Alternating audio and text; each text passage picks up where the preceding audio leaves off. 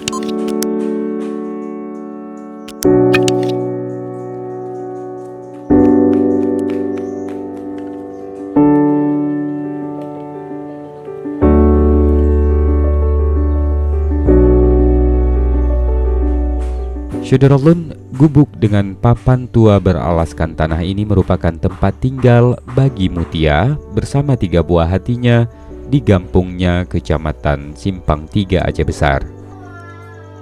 Istana milik janda ini pun hanya dilengkapi perabotan seadanya, termasuk alas tidur yang telah lusuh serta kamar mandi yang ditutupi seng bekas. Rumah tak layak huni ini kemudian menjadi sasaran kegiatan bakti sosial pemuda di Aceh Besar di bawah payung KNPI dengan sumber dana dari para dermawan. Gotong royong selama sepekan penuh merubah drastis kondisi rumah Mutia, tak hanya pada konstruksinya yang menjadi semi permanen, tapi juga perabotan yang lebih layak serta bagian kamar mandi yang kini tertutup sempurna.